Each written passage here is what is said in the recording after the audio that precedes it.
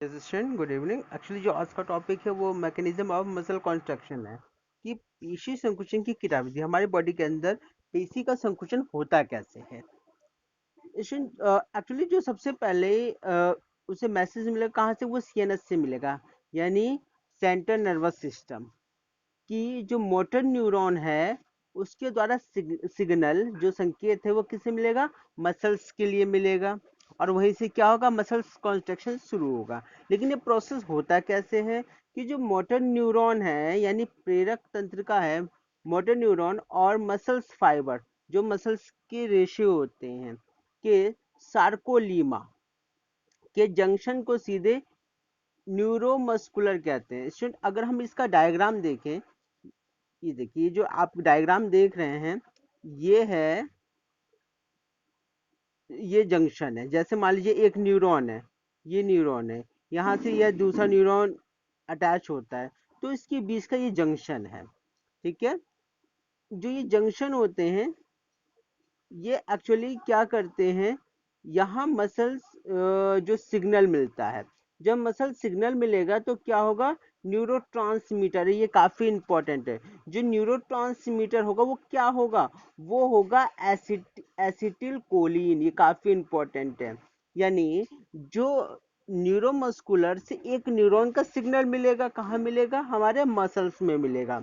तो वहाँ जो मसल्स में मिलेगा वो कौन सा होता है न्यूरोट्रांसमीटर, वो है होता है एसिटिल कोलिन निकलता है, और जो सार्कोलीमा में एक एक्शन पोटेंशियल उत्पन्न करता है। जब ये एक्शन पोटेंशियल उत्पन्न करेगा तो सभी मसल्स के फाइबर फैल जाते हैं, जिससे सार्कोप्लाज्म में कैल्शियम आयन मुक्त होता है। इसमें डायग्राम के अकॉर्डिंग हम देखते हैं। देखिए मान लीजिए ये क्या है, न्यूरॉन्स है, और ये जो ये ग्रीन कलर का आपको दिखाई दे रहा है वो क्या होता है, वो एसिटिल कोलिन होता है। अब ये एसिटिल कोलिन कहाँ जाएंगे, इस चैनल पर जाएंगे, और इस चैनल को क्या करेंगे, एक्टिवेट करेंगे, जिससे कैल्शियम आयन क्या होगा, वहां से मूव करेगा, बाहर निकलेगा, कैल्शियम आयन मुक्त होते हैं। एग्जाम में आ सकता है ये क्वेश्चन कि जो कैल्शियम आयन है वो कहाँ से मुक्त होते हैं। कैल्शियम आयन की वृद्धि, जब मान लीजिए कैल्शियम आयन की वृद्धि होगी, वृद्धि होने पर क्या होगा, एक्टिन फिलामेंट पर ट्रोपोनिन की सब यूनिट से, जो ट्रोपोनिन है उसकी सब यूनिट से कैल्शियम बंधकर एक्टिन के ढके हुए एक्टिव साइट पर खोल देते हैं। मान लीजिए जो कैल्शियम बंध कर एक्टिन के ढके हुए एक्टिव साइट को खोल देते हैं, पहले वो क्या होते हैं, बंद होते हैं, और उसे खोलने का काम कौन करेगा, उसका काम करेगा ये कैल्शियम आयन। एटीपी का हाइड्रोलाइसिस, एटीपी क्या होगा, हाइड्रोलाइसिस से उत्पन्न होगा, जो क्या करेगा, एनर्जी देगा। हाइड्रोलाइसिस क्या होता है, जल अपघटन, यानी जो एटीपी होगा उसका हाइड्रोलाइसिस होगा और वो क्या करेगा, एनर्जी देगा। याद रखिए सुन, एनर्जी देने का काम कौन करेगा, एटीपी। और एटीपी एक्टिवेट कहाँ से होगा, याद रखिए माइटोकॉन्ड्रिया में से। ये क्वेश्चन काफी इंपॉर्टेंट है। माइटोकॉन्ड्रिया में से क्या होगा, एटीपी रिलीज होगा, और उसका क्या होगा, हाइड्रोलाइसिस होगा, जिससे क्या मिलेगा, एनर्जी मिलेगा। इस एनर्जी का उपयोग करके मायोसिन का जो हेड साइड होता है वो एक्टिन के एक्टिवेट साइड से क्या करेगा, क्रॉस ब्रिज बनाएगा।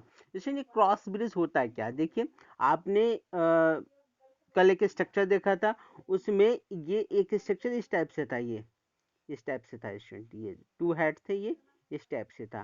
तो ये जो स्ट्रक्चर ये होता है क्रॉस ब्रिज। देखिए आपने देखा होगा यहाँ पे ये क्रॉस ब्रिज बना रहा है। जब ये क्रॉस ब्रिज बनाएगा तो क्या होगा, वो उस मसल के साथ क्या करेगा, जोड़ने का काम करेगा। इस बॉन्ड से जुड़े हुए एक्टिन फिलामेंट ए बैंड के सेंटर से खिंच जाते हैं। इन एक्टिन से जुड़ी हुई ए रेखा भी अंदर की तरफ खिंच जाती है, जिससे सार्कोमियर छोटा हो जाता है और कंस्ट्रक्शन यानी संकुचित हो जाता है। देखिए अगर हम इस डायग्राम के, ये देखिए यहाँ पर एटीपी, एटीपी से क्या मिलेगी, एनर्जी मिलेगी। जब एनर्जी मिलेगी तो ये क्या होगा, ये हेड इसके साथ अटैच हो जाएगा। जब हेड अटैच हो जाएगा क्रॉस ब्रिज की फॉर्मेशन होगी। जब क्रॉस ब्रिज की फॉर्मेशन होगी तो वो क्या होगा, इस एक्टिन के साथ क्या होगा, जुड़ जाएगा। ठीक है, और यहाँ ये स्ट्रक्चर देखिए, यहाँ देखिए कि यहाँ पर इसका शेप, यहाँ पर इसका शेप, और यहाँ पर इसका शेप, तीनों में क्या होता है, डिफरेंस होता है। ठीक है, ये रिलैक्स होता है जब हम रेस्ट की अवस्था में होते हैं, तो हमारी जो मसल्स होती है इस स्टेज में होती हैं। लेकिन जब हम एक्सरसाइज करते हैं तो कॉन्स्ट्रक्शन होता है, संकुचित होती हैं, तो इसका मसल्स क्या होता है, छोटा होता है, छोटा हो जाता है क्योंकि खींचेगा मसल, तो यहाँ कॉन्स्ट्रक्शन स्टार्ट हो जाता है। मसल्स के छोटा स्मॉल होते समय कॉन्स्ट्रक्शन के समय टी बैंड, ये काफी इंपॉर्टेंट है, एग्जाम में कई बार पूछा गया है। कौन सा बैंड, टी बैंड की लंबाई कम हो जाती है, जबकि ए बैंड की लंबाई वैसी की वैसी ही होती है। अगर हम ये देखें, जो टी बैंड होगा उसकी लंबाई क्या हो जाएगी, छोटी हो जाएगी, और जो ए बैंड हो उसकी लंबाई उसकी लंबाई पहले की तरह रहेगी। ठीक है, ये बैंड की लंबाई पहले की तरह रहेगी और टी बैंड की लंबाई छोटी हो जाएगी। एक्चुअली जो टी बैंड होता है वो होता है क्या है, वो इस इससे भी छोटा होता है, जो एच जोन होता है इसी में ही प्रेजेंट होता है। यस, एडीपी और पीआई, पीआई होता है इनऑर्गेनिक फास्फेट यानी अकार्बनिक फास्फेट, मुक्त होकर मायोसिन को रिलैक्स स्टेज में यानी विश्राम अवस्था में वापस ला देते हैं। ये देखिए, अब यहाँ पर एटीपी है, जब एटीपी का ब्रेकडाउन होगा, टूटेगा, तो एडीपी और पीआई में टूट जाएगा। जब पीआई में टूट जाएगा तो वो क्या हो जाएगा, वो रिलैक्स मोड पर आ जाते हैं, यानी वो क्या हो जाते हैं, आराम की अवस्था में आ जाते हैं। एक नए एटीपी के बनने से क्रॉसब्रिज टूटते हैं, यानी जब एटीपी के बंधेगा तो क्रॉसब्रिज क्या होगा, टूट जाएगा। हेड मायोसिन एटीपी को हाइड्रोलाइसिस कर मसल्स की ओर कॉन्टैक्ट करने की क्रिया को दोहराते हैं, किंतु नर्व इम्पल्स के समाप्त होते हैं। मान लीजिए नर्व इम्पल्स, हमारे मैसेज आ रहा है कि भाई अब कोई एक्टिविटी नहीं करनी है, तो वो क्या होता है, नर्व इम्पल्स।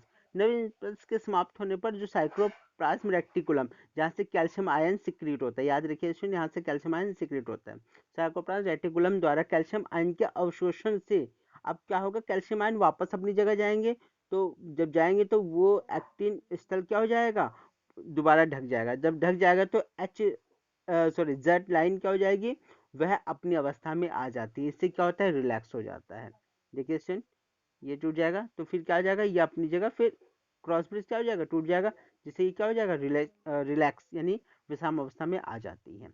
यहाँ पे स्टूडेंट देखिए, ये स्ट्रक्चर, ये स्ट्रक्चर, ये स्ट्रक्चर, यानी जो रिलैक्स होता है उसमें क्या होता है, इसकी जो लेंथ होती है वो ज़्यादा होती है, कॉन्स्ट्रक्शन में लेंथ कम हो जाती है। ठीक है, और मैक्सिमम कॉन्स्ट्रक्शन यानी कम से कम जो हम मसल्स को खींच सकते हैं कम से कम, उसका स्ट्रक्चर ये है। ठीक है, तो वो नीट में ऐसे भी आ सकता है, ये तीनों डायग्राम आ सकते हैं इसमें, तो ये पुटअप कर सकता है। तो इसमें रिलैक्स जो स्ट्रक्चर है वो कौन सा हो सकता है, फिर कंस्ट्रक्शन का कौन सा हो सकता है, और मैक्सिमम कंस्ट्रक्शन का कौन सा हो सकता है, ये काफ़ी इंपॉर्टेंट है यहाँ से। ठीक है स्टूडेंट, यस। एक्चुअली एक टॉपिक और है यहाँ पे, कभी कभी हम मसल, अब मान लीजिए मैं बार बार एक्सरसाइज कर रहा बहुत, तो क्या होगा, मेरी मसल्स का ये कॉन्ट्रैक्शन संकुचित होंगी। जब संकुचित होने के कारण क्या होगा, एनारोबिक रेस्पिरेशन हो जाएगा, यानी अनऑक्सीशोषण। अनऑक्सीशोषण जब उत्पन्न होगा तो क्या है, लैक्टिक एसिड की फॉर्मेशन होगी, ये काफ़ी इंपॉर्टेंट है। लैक्टिक एसिड की फॉर्मेशन होगी, जिससे हमारी मसल्स क्या हो जाती है, बहुत थक जाती हैं। मसल्स मसल्स में अतिरिक्त ग्लाइकोजन होता है, ये काफ़ी इंपॉर्टेंट है। देखिए हमारे मसल्स में भी क्या होता है, ग्लाइकोजन होता है, और जो ग्लाइकोजन क्या होता है, वो ग्लूकोज में चेंज हो जाता है। जब ग्लूकोज में चेंज होगा तो एटीपी का निर्माण होगा। ठीक है, एटीपी का निर्माण करने में हेल्प करेगा। और जो हमारी मसल्स होती है वो कैसे कलर की होती है, वो रेड कलर की होती है। जानते हैं रेड कलर क्यों, क्योंकि उस मसल्स फाइबर में हीमोग्लोबिन भी प्रेजेंट होता है, और इसलिए उसका नाम मायोग्लोबिन कहलाता है। याद रखिए इसमें, मायोग्लोबिन कहलाता है। मायोग्लोबिन पिगमेंट होता है जो ऑक्सीजन को स्टोर करने का फंक्शन करती है। ये क्या करेगी, ऑक्सीजन को स्टोर करेगी, और क्या, ऑक्सीडेशन एंड एटीपी की फॉर्मेशन में हेल्प करेगी। कौन, मायोग्लोबिन हेल्प करेगी। जब कभी कभी मसल्स अधिक फंक्शन करती है तो उससे प्राप्त मात्रा में ऑक्सीजन नहीं मिल पाती है। जब ऑक्सीजन नहीं मिलेगी तो क्या होगा, ऑक्सीजन की कमी हो जाएगी। जब ऑक्सीजन की कमी हो जाएगी तो एनारोबिक रेस्पिरेशन हो जाता है, यानी अनऑक्सीडेशन हो जाता है, जिससे लैक्टिक एसिड की फॉर्मेशन होती है, जिससे हमारी मसल जल्दी थक जाती है। आपने देखा होगा कि अगर मैंने 2 या 3 राउंड लगा लिया फील्ड के, तो थकान महसूस होती है, मैं ब्रीथिंग बहुत फास्टली करूंगा, इसका मतलब क्या है कि लैक्टिक एसिड की वहाँ फॉर्मेशन होती है। Yes student, thank you.